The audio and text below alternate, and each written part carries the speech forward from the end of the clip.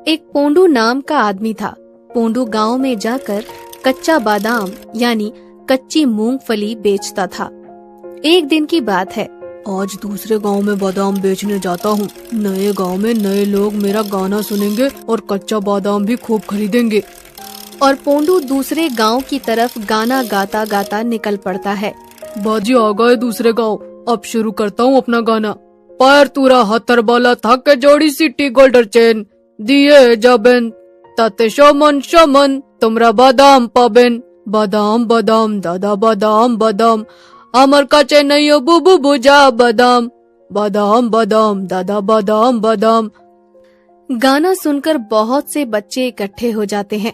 काका मुझे भी 2 कच्चा बादाम। मैं कैसे लूं, मेरे पास तो पैसे ही नहीं है। अरे बेटा, ये जो मैं गाना गा रहा हूँ ये बस गाना नहीं है, ये हमारी बंगाली भाषा में मैं बोल रहा हूँ कि अगर तुम्हारे पास कोई भी टूटा मोबाइल, तुम्हारी मम्मी का टूटा कंगन, टूटी चेन जो भी है वो ले आओ और कच्चा बादाम ले जाओ। अच्छा काका, फिर तो मैं अभी आया। और अपनी मम्मी को बताता है, ये तो बहुत अच्छा है, वैसे भी टूटा फूटा सामान मेरे किसी काम का नहीं है। ले ये कड़ा और ये चेन ले जा। ये लो, अब मुझे भी कच्चा बादाम दे दो और हाँ, एक बार वो गाना भी सुना दो। पोंडू बच्चे को गाना सुना देता है और सब बच्चे खुश हो जाते हैं। आज तो सब बादाम बिक गए, चलो अब घर चलता हूँ। पोंडू अपने गांव की तरफ निकल जाता है। तब तक अंधेरा भी हो चुका था। बाप रे, कितना घना जंगल है। दिन में तो बिल्कुल डर नहीं लगा, लेकिन अब राम राम राम। तभी पोंडू को किसी के रोने की आवाज आती है। इतने घने जंगल के अंधेरे में ये कौन रो रहा है? कौन हो भाई, और तुम हो कहाँ और क्यों रो रहे हो? क्या हुआ?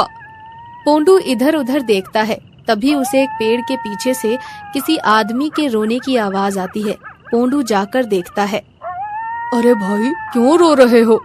भूख लगी है। अरे भाई, भूख लगी है तो रोने की क्या जरूरत है, खाना खा लो। हाँ, अब तुम आ गए हो तो मैं खाना खा ही लूंगा। मैं आ गया हूँ मतलब? अरे भाई, मेरे पास कोई खाना नहीं है। आज तो मेरे पास कच्चा बादाम भी नहीं है। अगर होते तो वही तुम्हें दे देता, उन्हें खाकर कुछ तो भूख मिटती।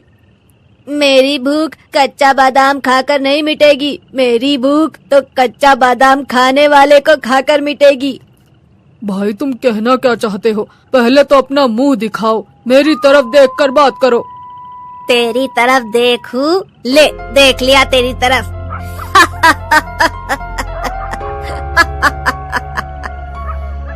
अरे, ये तुम कैसे दिख रहे हो? कौन हो तुम? वो कोई आदमी नहीं बल्कि एक भूत था जो इंसानों को खाता था। मैं काफी सालों से इस पेड़ में कैद हूँ। मेरी आवाज किसी को सुनाई नहीं देती। भूख प्यास से कितने सालों से तड़प रहा हूँ। तुम मेरी आवाज सुनकर आए, मुझे अच्छा लगा। अब मुझे यहाँ से मुक्त करो। पोंडू डर कर भागने लगता है। तभी भूत जल्दी से पोंडू का गला पकड़ लेता है। जाता कहाँ है? पहले मुझे इस पेड़ से आजाद करवा। मैं कैसे आजाद करवाऊं? छोड़ दो, मुझे जाने दो। इस पेड़ में एक कील गड़ी हुई है, उसे इस पेड़ से निकाल दे, फिर तुझे जहाँ जाना है वहाँ चले जाना। पोंडू पेड़ से कील ढूंढ कर निकाल देता है। जैसे ही पोंडू कील निकालता है, भूत पेड़ से अलग हो जाता है। अब मैंने तुम्हें आजाद कर दिया है, अब मुझे जाने दो। तुझे जाने दूंगा तो मेरी भूख कौन मिटाएगा? भूत पोंडू को पकड़कर उसका खून चूसने लगता है। छोड़ दो मुझे, मुझे छोड़ दो, छोड़ दो। कितने दिनों बाद ताजा खून पीने को मिल रहा है। और वो भूत पोंडू के शरीर पर कब्जा कर लेता है। आज से ये शरीर मेरा हुआ, अब इसके शरीर में घुसकर मैं अपना शिकार ढूंढूंगा। चलो, अब इसके साथ इसके घर चलता हूँ। भूत पोंडू के शरीर में घुसकर उसकी साइकिल पर बैठकर साइकिल समेत उड़ने लगता है और पोंडू के घर पहुँच जाता है। अब कल इस पोंडू के कच्चे बादाम बेचने के बहाने अपना शिकार ढूंढूंगा। अगले दिन भूत बादाम लेकर निकल पड़ता है। बादाम। अरे काका, आज आप इतना बेसुरा गाना क्यों गा रहे हो? आज मेरा गला ठीक नहीं है। तुम कच्चा बादाम नहीं लोगे क्या? चलो आज मैं तुम्हें फ्री में कच्चा बादाम दूंगा, लेकिन यहाँ नहीं, उसके लिए तुम्हें मेरे साथ चलना होगा। भूत उसे बादाम का लालच देकर जंगल में ले जाता है और उस बच्चे को मार कर खा जाता है। पूरे गांव में बात फैल जाती है। सबको लगता है बच्चे को जंगली जानवर ने खा लिया है। अच्छा है किसी को मुझ पर शक नहीं हुआ। इस पोंडू के शरीर पर वश करने का ये तो फायदा हुआ है कि मुझ पर किसी को शक नहीं होगा और मैं पेट भर कर लोगों को खा सकता हूँ। भूत फिर गांव में बादाम बेचने निकलता है। अरे ओ पोंडू भाई, लाओ हमें भी कच्चा बादाम दे दो। बादाम तो मैं दे दूंगा, लेकिन तुम मेरी एक मदद करोगी? हाँ हाँ बोलो पोंडू भाई। वो तुम्हें मेरी बीवी बुला रही थी, उसे तुमसे कुछ काम था। वो औरत पोंडू के घर चली जाती है। रीता, ओ रीता, अरे कहाँ हो? मुझसे क्या काम पड़ गया तुम्हें? अरे अंदर आओ पहले। अरे पोंडू भाई, आप तो बादाम बेच रहे थे, फिर यहाँ कैसे? भूत लंबे हाथ करके उस औरत को अंदर खींचकर और अपने असली रूप में आ जाता है।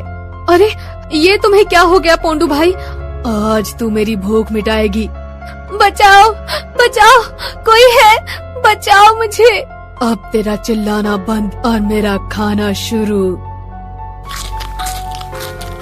आज की पेट पूजा तो हो गई, अब कल बादाम बेचने जाऊंगा। अभी आराम करता हूँ। गांव में आए दिन कोई ना कोई गायब हो रहा था। सबको चिंता होने लगी थी, पता नहीं कब कौन गायब हो जाए। फिर एक दिन भूत बादाम बेचने निकलता है। बादाम बादाम ए दाम, आज तो पूरा दिन हो गया, कोई बादाम लेने नहीं आया। भूख भी बहुत तेज लग रही है, क्या करूँ? तभी भूत गांव का एक दरवाजा खटखटाता है। अंदर से एक लड़की निकलती है।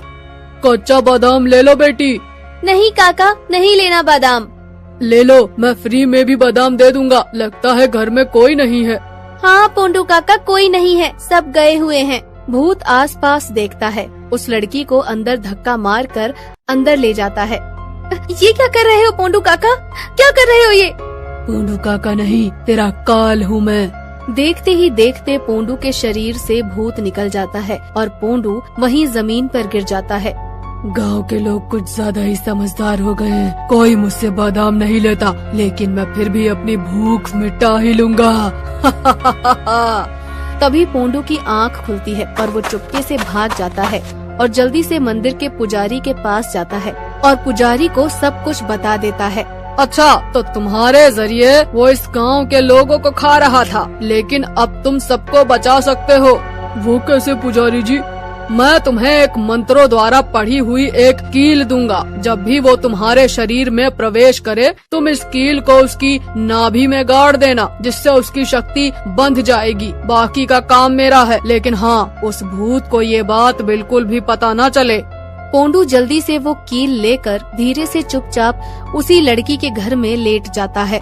आह, मजा आ गया। इस लड़की का मांस बहुत ही मजेदार था और शरीर में खून भी भरपूर था। सबूत खत्म करने में पूरे 2 घंटे लग गए, लेकिन पेट अच्छे से भर गया। अब जल्दी से यहाँ से निकलता हूँ, वरना अगर किसी को शक हो गया तो कोई मुझे फिर से कैद न करवा दे। भूत जैसे ही पोंडू के शरीर में घुसने लगता है, पोंडू उस कील को भूत की नाभि में गाड़ देता है। भूत वहीं पर तड़पने लगता है। ओह ओह, मुझे क्या हो रहा है? ये क्या हो रहा है? मेरा शरीर क्यों जल रहा है?